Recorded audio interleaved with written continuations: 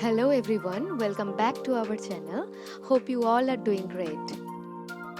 Have you ever heard about a technique named polymerase chain reaction or PCR? If you are a student of biology, you must have heard this term before. In this video, you will learn about every beat of this PCR technique, the steps involved in it, and its application as well. So watch till the end of this video. If you like this video, please give it a big thumbs up and don't forget to subscribe our channel and press the bell icon for more such videos in future. The PCR technique was first formulated in 1985 by the scientist Kary Mullis. So what is the polymerase chain reaction? Let's break it word by word. The first one is polymerase. You know, in biology, if one word ends with ASE or ASE, it denotes an enzyme. And the word prior to the ASE defines its function. So here in this process, an enzyme is involved which helps in polymerization. Polymerization is a process where monomer molecules are joined together to form a polymer chain. Now I am coming to the next part of it, that is chain reaction, and the chain reaction means a process which occurs repeatedly.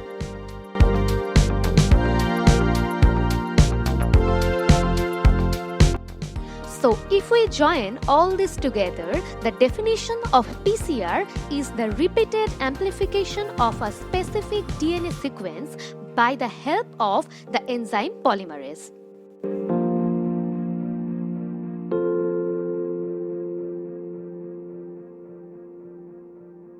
So you all know what is DNA, and this DNA is made up of several bases and it has two strands which are complementary to each other.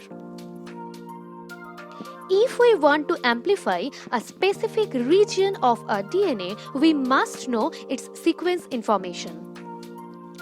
Suppose in this DNA we want to amplify this region. So we have to first know its sequence. We have to acquire the sequence data of our target DNA from the database. Now accordingly, we have to prepare the primers. Now what are the primers? Primers are the short pieces of the single-stranded DNA, usually around 10 to 20 nucleotides in length, which provides a starting point for the DNA synthesis. Because the polymerase can only recognize the primers. The primers are designed so that they can bind to the starting sequence of both the strands. Mainly two types of primers are designed. One is forward and another one is reverse. The forward primer attaches to the template DNA while the reverse primer attaches to the complementary DNA. The polymerase enzyme used in PCR reaction is known as Taq polymerase. This enzyme was isolated from a heat-tolerant bacterium named Thermus aquaticus. And the name Taq was given according to the name of this bacterium. Now, a common question can come into the mind of you all. That is, why was this particular polymerase selected? Well, there was a reason behind it. And the reason is the PCR process occurs in the temperature as high as 70 degrees centigrade. The normal polymerase can't be functional at this temperature. That's why Taq polymerase is used, which can be functional in this very high temperature. The last ingredient required are the nucleotides, which are the building blocks of the DNA. The four nucleotides include DATP, DCTP, DGTP, and DTTP. So we have four ingredients with us. Firstly, a template DNA. Secondly, Taq polymerase. Thirdly, primers. And finally, the nucleotides. Now, All these ingredients are mixed in proper proportion in some tubes. Those tubes are then placed in a machine called PCR machine, which is nothing but a programmable water bath. Now coming to the steps of polymerase chain reaction, the very first step is the denaturation, which means the separation of the DNA strands. This step is needed for binding the primer. As you all know, the heat can denature DNA. So, here the temperature goes up to 96 degrees centigrade where the DNA becomes single-stranded.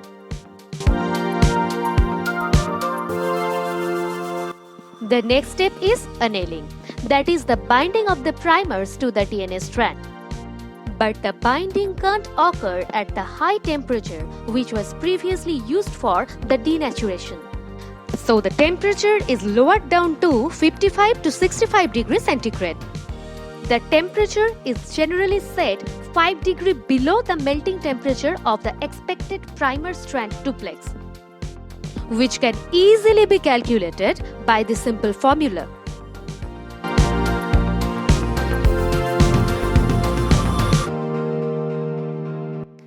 The third step is an extension, where the Taq polymerase binds upon the primers and synthesizes new strands.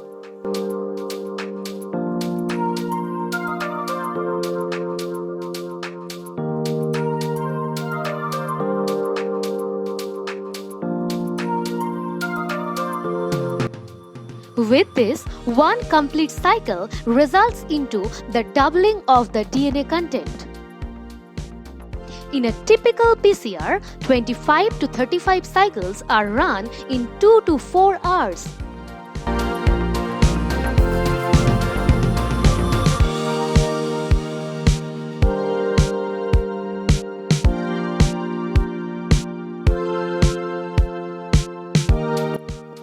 Now, coming to the applications of PCR.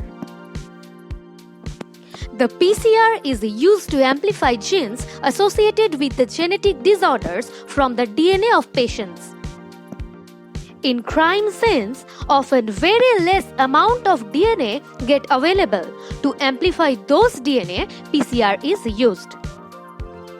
It can also be used to find out the presence of any pathogen inside our body.